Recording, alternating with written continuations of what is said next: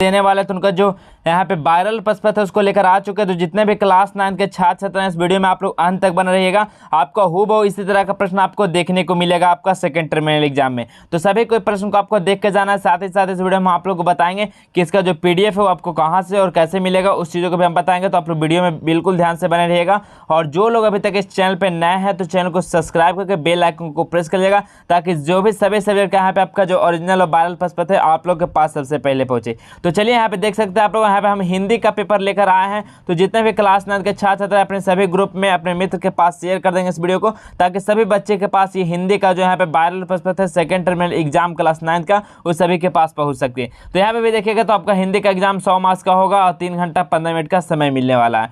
ठीक है, तो इसी प्रकार का प्रश्न आपका सेकंड टर्मिनल एग्जाम में रहेगा। तो जो भी विद्यार्थी क्लास 9 का सेकंड टर्मिनल 2023 में दे रहे हैं तो आप लोग इस वीडियो को जरूर देख के जाइएगा। तो चलिए हम लोग प्रश्न की ओर चलते हैं। तो देख सकते हैं आप लोग किन्हीं 50 का सही विकल्प चुनना है, इसमें से कि 50 को का सही आंसर देना है। तो चलिए हम लोग क्वेश्चन की ओर चलते हैं। तो यहाँ पे देख पा रहे होंगे पहला प्रश्न की ओर।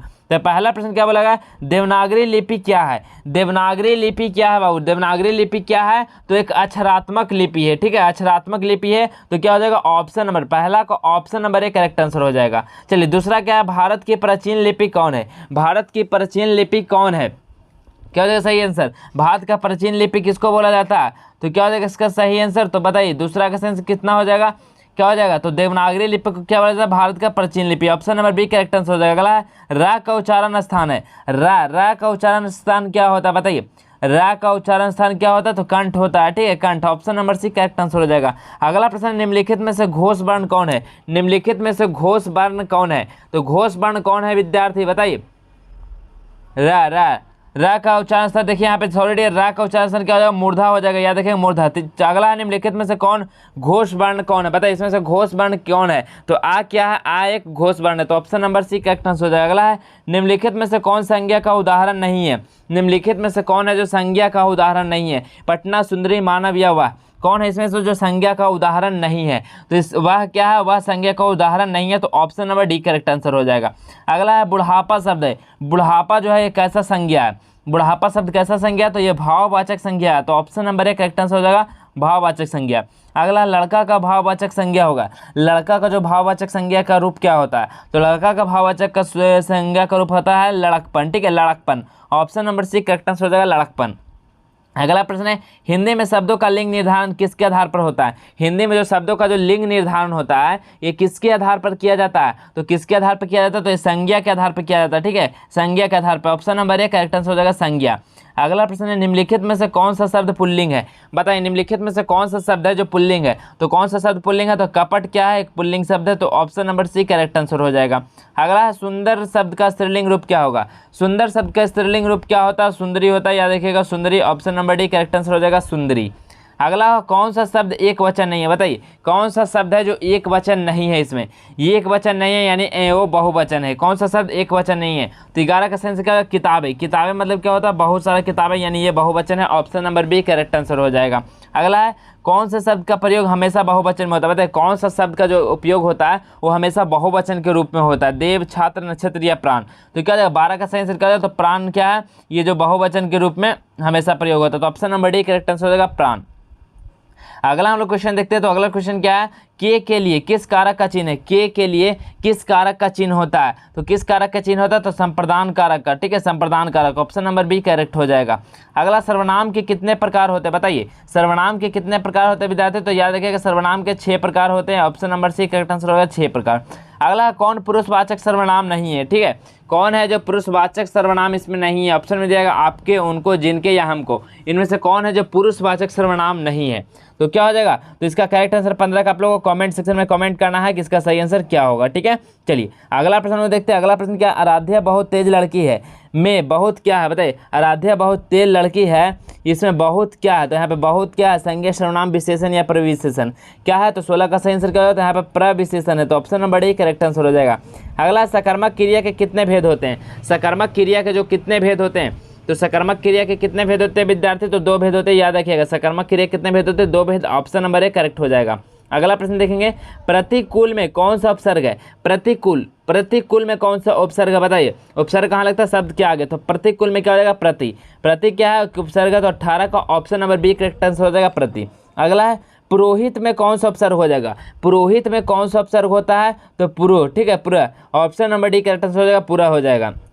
अगला है बहाव में कौन सा प्रत्यय है, तो प्रत्यय कहाँ लगता है, शब्द के लास्ट में, तो बताइए बहाव, बहाव में कौन सा प्रत्यय हो जाएगा, आप प्रत्यय हो जाएगा, ठीक है, बहाव, ठीक है, तो ऑप्शन नंबर एक करेक्ट आंसर हो जाएगा आप। अगला है मनोरंजन किस संधि का उदाहरण है, मनोरंजन जो है ये कौन सा संधि का उदाहरण है, तो मनोरंजन कौन सा संधि का उदाहरण है, तो विसर्ग संधि का उदाहरण है मनोरंजन, तो option number C correct answer हो जाएगा विसर्ग। अगला प्रश्न है महेश का संधि विच्छेद क्या होगा, महेश का जो संधि विच्छेद क्या होता है, तो महेश का संधि विच्छेद क्या होता है, तो महाजोड़ इस होता है, ठीक है, क्या होता है, महाजोड़ इस होता है, तो क्या हो जाएगा ऑप्शन नंबर सी, इसका 22 का ऑप्शन नंबर सी बिल्कुल करेक्ट आंसर हो जाएगा, महाजोड़ इस हो जाएगा महेश का संधि विच्छेद। अगला प्रश्न है त्रिफला किस समास का रूप है, त्रिफला जो है ये किस समास का उदाहरण है, तो त्रिफला किस समास का उदाहरण होता है, तो दिग्गु समास का उदाहरण है, ऑप्शन नंबर सी करेक्ट हो जाएगा दिग्गु। अगला है लालच का पर्यायवाची है, लालच का पर्यायवाची क्या होता है, तो लालच का पर्यायवाची क्या होता है, तृष्णा होता है, ठीक है, तृष्णा होता है, तो ऑप्शन नंबर एक करेक्ट आंसर हो जाएगा। अगला है उदार का विपरीतार्थक शब्द है, उदार का विपरीतार्थक शब्द क्या होता है, तो उदार का विपरीतार्थक शब्द क्या होता है, तो कोमल या नरम या कठोर, तो ये सब क्लियर नहीं होता, तो ऑप्शन नंबर डी हो जाएगा, ऑप्शन नंबर डी इनमें से कोई नहीं हो जाएगा। अगला है निम्नलिखित में से कौन सा शब्द शुद्ध है, बताइए इनमें से कौन सा शब्द जो लिखा गया है शुद्ध है, तो हितैषी इसमें से कौन सा सही लिखा गया है, तो हितैषी देखेगा तो ऑप्शन नंबर सी वाला बिल्कुल सही लिखा गया है हितैषी, तो इस प्रकार हितैषी का सही वर्ड होता है, तो option number C correct answer हो जाएगा। अगला है हाथ साफ करना मुहावरे का सही अर्थ है, बताइए हाथ साफ करना मुहावरे का सही अर्थ क्या होता है, हाथ साफ करना मुहावरे का सही अर्थ क्या होता है, तो चोरी करना होता है, ठीक है, चोरी करना, option number D correct answer हो जाएगा चोरी करना। अगला लाल पान की बेगम की रचयिता है, लाल पान की बेगम के रचयिता कौन है, तो लाल पान की बेगम की रचयिता कौन है, फणीश्वर नाथ रेणु है, तो option number C correct answer हो जाएगा फणीश्वर नाथ रेणु। अगला लाल पान की बेगम किसे कहा गया, लाल पान की बेगम जो है ये किसे कहा गया है, तो किसको कहा गया है, तो बिरजू की माँ को बोला गया लाल पान की बेगम, ठीक है, तो ऑप्शन नंबर सी इसको आप लोग को टिक लगा के आना, बिल्कुल आपका सही आंसर हो जाएगा। अगला है चंपिया बिरजू कौन थी, चंपिया बिरजू कौन थी, तो 30 का सही आंसर क्या हो जाएगा, चंपिया बिरजू कौन थी, तो बताए चंपिया बिरजू कौन थी, तो यहाँ पे बहन थी, तो ऑप्शन नंबर एक करेक्ट आंसर हो जाएगा बहन। अगला प्रश्न में देखेंगे, अगला प्रश्न क्या है, गौने की साड़ी में एक खास किस्म क्या आता है, बताइए गौने की साड़ी में एक खास किस्म क्या आता है, तो यहाँ पे क्या आता है, तो गंध आता है, तो ऑप्शन नंबर करेक्ट आंसर होगा गंध। अगला है किस कारण गांव की औरतें बिरजू की माँ से ईर्ष्या करती थी, बताइए किस कारण जो है वो गांव की औरतें जो बिरजू की माँ से क्या करती थी, ईर्ष्या यानी जलन करती थी, तो बताइए किस कारण करती थी, बताइए क्या होगा इसका सही आंसर, तो पुत्र मोह के कारण, option number D correct answer हो जाएगा। चलिए अगला प्रश्न क्या है, अगला प्रश्न हम देखते हैं अमृतलाल नागर का जन्म कहाँ हुआ था, ठीक है, अमृतलाल नागर का जो जन्म हुआ था ये कहाँ हुआ था विद्यार्थी, तो ये हुआ था आगरा में, ठीक है, अमृतलाल नागर जो था इनका जन्म कहाँ हुआ था, आगरा में, ऑप्शन नंबर एक करेक्ट आंसर हो जाएगा। अगला है नागर जी मूलतः क्या थे, नागर जी जो थे वो मूलतः क्या थे, तो नागर जी मूलतः क्या थे, तो यहाँ पे गुजराती थे, तो ऑप्शन नंबर सी आंसर हो जाएगा गुजराती। अगला है नागर जी का महत्वपूर्ण योगदान किस चीज़ में था, नागर जी का जो महत्वपूर्ण जो योगदान था ये किस चीज़ में था, बताइए कौन सा चीज़ में था, तो अनुवाद में था, ठीक है, option number C correct answer हो जाएगा अनुवाद। चलिए अगला क्या है, भारत में तीसरे दशक की सबसे महान फिल्मी हस्ती कौन थे, भारत में तीसरे दशक के सबसे महान फिल्मी हस्ती कौन थे, तो 36 का सही आंसर कौन थे, तो गौहर थे, Gauhar, option number B correct answer हो जाएगा गौहर। अगला शुरुआती दौर की फिल्म को लोग क्या कहते थे, जो शुरुआती दौर में जो फिल्म चला करते थे उस फिल्म को लोग क्या कहते थे, तो उस फिल्म को लोग क्या कहते थे, उसको बायोस्कोप बोलते, ठीक है, बायोस्कोप, ऑप्शन नंबर एक करेक्ट आंसर होगा बायोस्कोप। अगला किशोर साहू की पहली फिल्म कौन थी, किशोर साहू की जो पहली फिल्म आई थी वो कौन सी फिल्म थी, तो कौन सी फिल्म थी विद्यार्थी, तो वो कौन सी फिल्म थे, बताइए आलम आरा, बहुरानी या बेटी रानी या इनमें से कोई नहीं, तो किशोर साहू की पहली फिल्म जो थी इनमें से जो ऑप्शन में जाएगा इनमें से कोई नहीं थी, तो ऑप्शन नंबर डी हो जाएगा इनमें से कोई नहीं।